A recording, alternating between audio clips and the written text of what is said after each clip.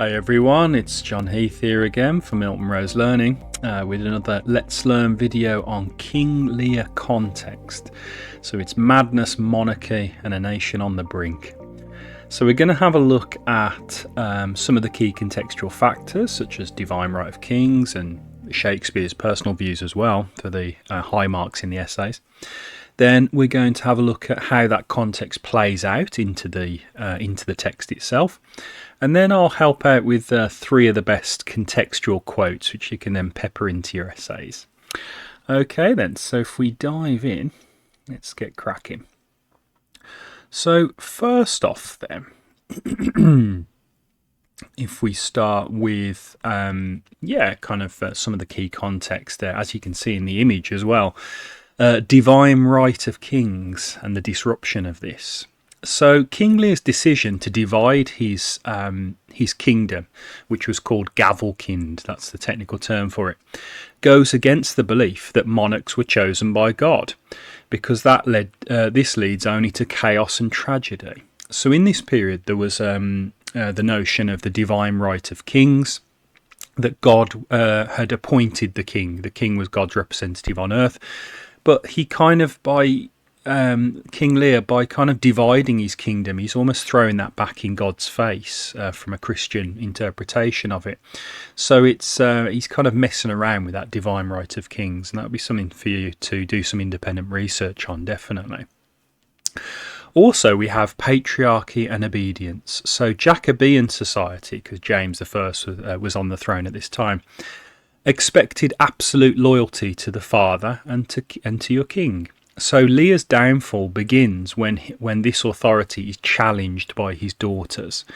So from the kind of patriarchal view in this period, the daughters, such as Regan, Goneril and whatnot, they should just follow what King Lear is saying and don't argue with it.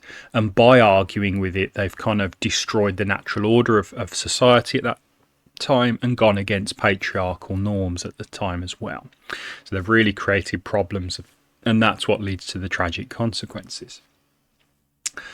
Okay, moving on. So we have more context then. So in Jacobean England then, so a time of political uncertainty following Queen Elizabeth I's death. So Queen Elizabeth had reigned for a long, long time, and she'd reigned over a golden age, culturally and economically to a degree, for England.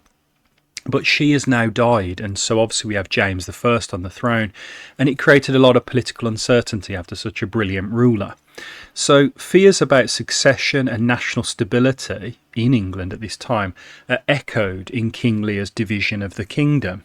So just like we were worried about the succession and who was going to take England forward, that filters into King Lear's kingdom, where everybody's scared about who's going to take over after King Lear. And also the belief in the divine order, as we were just talking about. So audiences believed that kings ruled by divine right. You were put there by God. Okay, very, very powerful religious belief that they had. So Lear's downfall, or hamartia, his tragic downfall, warns against disrupting the natural and social order. He should have ruled properly and ruled until death, and there shouldn't have been any of this kind of gavelkind kind of messing around, splitting up your kingdom and things like that, because again you were going against God and going against the divine right of kings. Okay, so how does that filter into to what the big man believes, Shakespeare's views? So when I'm teaching classes, I kind of pick out two big points here. So the first one, I think, is he's clearly concerned with power and justice. Shakespeare is exploring how abuse of power by the king leads to suffering for the common people. And I think he questions as well what makes a good ruler and a just society. So he's really interested in notions of kingship in this era and kind of what would make actually a good king or a bad king like King Lear. So I think he's kind of really warning us about that. Also, I think he's critiquing patriarchal authority. I think he has a real downer on patriarchy. And obviously, remember, patriarchy is just male-dominated society, which Jacobean society was. And so Lear's downfall reflects the dangers of absolute power, what we call absolutism, is a term you'd want to use in your essays, and blind authority within families and kingdoms. Dynastic kind of families, passing on the throne from one family member to another is all well and good if the individuals are up to the job. But if they're not, or they make kind of poor decisions, then the country pays the price. And I think that's really Shakespeare's key political point in King Lear. Okay, so with that in mind then, how does this context play out in action, in the actual text itself? Well, let's have a look. So first off then, this is very much a changing world, symbolised within King Lear, because we have the divine right of kings, which we now know what that is, but it comes up against human fragility. The divine right of kings is only good if the king is good. If the king's not up to the job, then the human frailness and fragility can lead to real problems for the kingdom. So Lear begins as a powerful king, supposedly chosen by God, but his downfall, or his hamartia, as we said, shows how human flaws and poor judgment can destroy even the highest authority. You can be put in place by God, rule the whole kingdom, but if you have poor political judgment, it's all over anyway, and the whole thing kind of collapses. So I think Shakespeare there is very much challenging the idea and the concept of divine kingship, and maybe we need some checks and balances on royal rulers, and that did come through after a little bit of time passed. So moving on, I think it also plays out the context in terms of patriarchy and daughters' roles. So King Lear expects obedience and gratitude from his daughters, but their resistance to his succession planning reveals the fragility of patriarchal power. It looks like, you've just, it looks very monolithic. You just have to obey the king and obey your father. But these daughters don't really take that on board, and patriarchy starts to break down. So Cordelia's honesty, because she's the one good one among King Lear's daughters, but Regan and Goneril's rebellion reflects a shift in gender dynamics and family loyalty in this period, and I think that's very important. Gender norms and patriarchy was starting to break down in this period. The fact that we'd had Elizabeth I, the previous monarch, she was obviously a woman, that was almost unheard of in this period, and it kind of set the tone for change in gender norms, and I think that's very important. Patriarchy wasn't as strong as it used to be. And then the final one is order and chaos in a divided kingdom. So by dividing his realm, that kind of gavelkind idea, when you split your realm up between your children rather than passing it on to one child, Lear disrupts the natural and political order. So he unleashes civil conflict, like a civil war, and personal betrayal. And it becomes a warning to Jacobean audiences about the dangers of unstable leadership and a world in flux.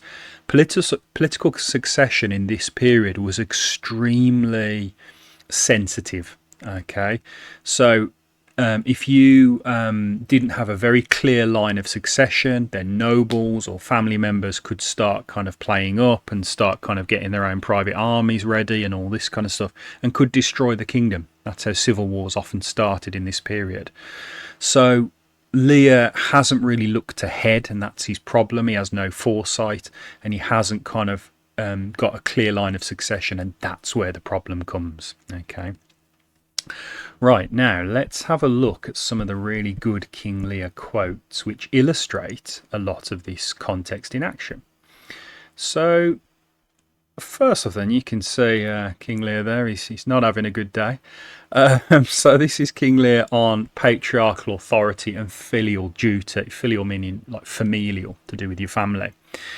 Now, King Lear does say, how sharper than a serpent's tooth it is to have a thankless child.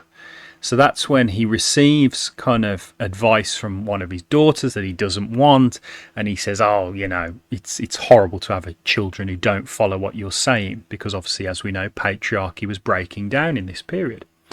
So this shows Lear's expectation of absolute loyalty and gratitude from his daughters. You follow what I say. That's his quite old-fashioned notion of it, reflecting the strict patriarchal family values of Jacobean England, where filial duty was sacred and rebellion was absolutely shocking. Okay, the one thing, as we know, that from this is Lear was very much yesterday's man. He was unaware that patriarchy and gender norms were starting to change in this period, and he can't take it, as that quote says, and it leads him to making some very silly political decisions about succession. Okay, then the second one is Lear is back again. So Lear on hierarchy and power. So he says, nothing will come of nothing. Okay, very profound quote in some ways. So let's unpack it then. So Lear's demand highlights the hierarchical and the transactional nature of relationships and authority at the time. You do something for me and I do something for you. And he emphasises that power and respect must be earned through clear expressions of loyalty and obedience. So if you give me nothing, if I was King Lear, if you're giving me nothing, then I will give you nothing back. Okay, he's basically saying you need to play ball and you need to kind of love me as the king and follow everything I'm saying, and then I will give you things such as riches or power or whatever. But if you don't give me anything, then you will get nothing. Okay, hence the quote. So he doesn't see things in any sentimental way. He just sees them as power and kind of cold transactional logic. And again, that's a political failing of King Lear. And then one more from Lear himself. Okay, so this is Lear speaking on human vulnerability and fate. Okay, and a very kind of interesting, insightful quote. When we are born, we cry that we are come to this great stage of fools.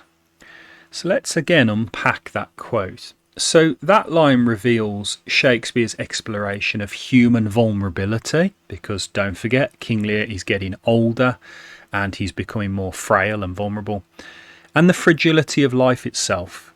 So it echoes the Renaissance ideas about fate, fortune, and also the role of suffering in gaining wisdom.